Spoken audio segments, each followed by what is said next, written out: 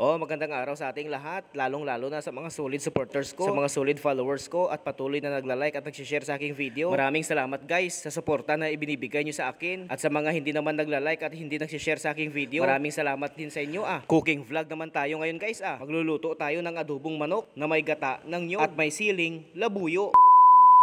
So ayun na nga guys, galing na kami ng palengke, bumili kami ng 2 kilo ng manok. Grabe guys, kamahal na talaga ng mga bilihin ngayon. Isipin mo yung manok natin, 200 pesos ang kilo. Maalala ko pa noon guys, ang presyo lang ng manok noon nasa 150 hanggang 180 pesos ang kada kilo. Pero ngayon, ang mahal-mahal na. Buti pa yung mga bilihin ngayon guys, nagmamahalan na. Pero yung taong minamahal mo, ang saklap guys, kahit kailan hindi ka minamahal.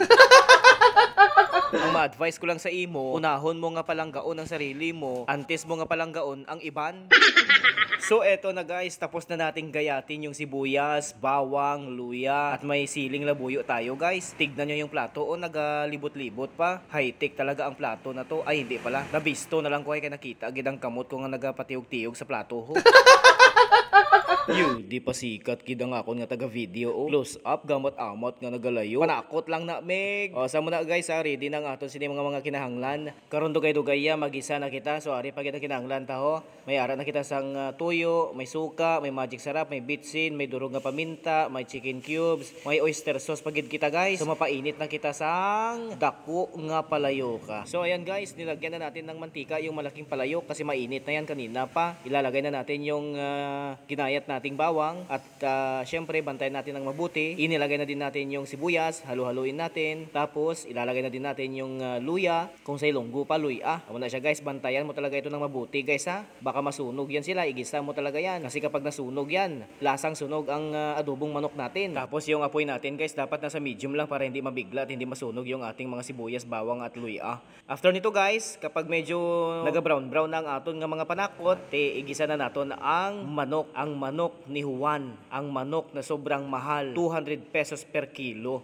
Muna siya. Masarap ito guys kasi may gata ito. Kaya tapusin yung panoorin ng video ito. At isa pa guys kung may lalabas man na ads, please lang wag nyo i-skip. Panoorin nyo lang para naman makatulong tayo guys sa ibang tao. So ayan guys, after natin na lagay yung manok, igisa lang natin yan. Yan, halu-haluin lang natin yung tamang-tama lang na paghalo guys. Dapat kapag nagluluto ka may feelings para masarap talaga yung lasa ng niluluto mo. Igisa lang natin itong manok natin guys para pumasok talaga yung lasa sa loob ng karne ng manok. Syempre magtubig-tubig man yan mamaya guys. So hintayin lang natin na mawala yung tubig na kapag yung marinig na natin yung tunog na parang ganun guys, yung nagasirit na bala guys ko sa ilunggo pa. Nandito mo na butangan inaasang mga dugang nga ingredients para magnamit gid na siya. Shoutout ko lang gali ang akon iya nga nanay ho. Ginabantayan niya gid kami nga magluto. Tingala siya, ginabidyo ko siya. Hambal ko, kaway-kaway man nagkaway man siya, nagpainto si mamang kanakon. So ayan guys, fast forward tayo. Nalagyan na natin yan ng tuyo, suka at bitsin at kunting asin. Hindi ko na video guys yung paglagay ng mga suka, tuyo at asin kasi busy ako sa loob. So ito na guys yung ating siling labuyo. Ginagayat na natin. Gayatin natin ito guys para masarap at maglabas talaga yung anghang niya. Ganito yung gusto ko kasi sa adobo guys, medyo maanghang para ganado kita yung magkaon at pawis-pawisan tayo guys. So ayan, tapos na natin gayatin. So ilalagay na natin yung ating siling labuyo. Sigurado marami naman ang papawisan ito mamaya. After natin nalagay yung labuyo guys, halu-haluin natin para mahalo talaga ng mabuti yung siling labuyo natin at para mag-anghang talaga yung adobo natin na may gata. Speaking of gata guys hindi ko pa nalagay yung gata ko dyan. Ay, yung gata ko dyan. Ano man itong bunganga, kuman wala man ako sang gata, wala man ko sang may puga-pugaon diri. Lain man itong gata nga nabalaan ko. Ari ang matutuod nga gata guys. So ginapuga na naton ang ginkagod nga nyo. Grabe ang isa sini guys, tag 25 pinag 35 pero dako man gid bakal namon. Tapos na naton nga ginpuga guys, ari nang iya nga gata o kanami sang gata nya limpyo-limpyo, malapot.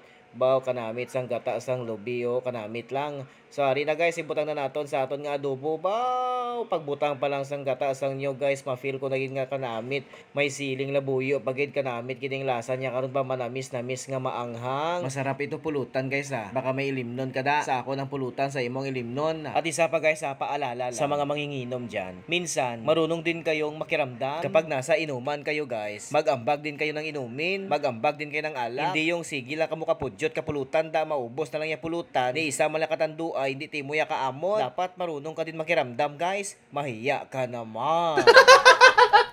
So balik na tayo guys, nakita natin kanina, tinikman na ng ating chef na babae kung okay na yung lasa ng ating adobong manok na may gata at siling labuyo. Fast forward, eto na guys ang kanyang itsura. Luto na yung ating adobong manok na may gata ng niyog at siling labuyo. Ibig sabihin, kailangan na natin kumuha guys. Baka papakin pa ito ng iba, walang maiwan sa atin, mahirap na. Ang sarap pa naman ng pagkakaluto. So ito guys, naghanda na ako ng kanin. Gusto ko yung kanin ko bahaw, malamig para masarap ang kain natin. Ilagyan ko na siya ng sabaw ng manok na niluto natin. At syempre, kukuha din ako ng isang piraso ng karne ng manok. Isa lang guys kasi malaki na yan. At ang sarap ng kain ko, presto. Tignan mo yung kasama ko guys, so saging na lang ang kinakain niya kasi tapos na yan siya kumain.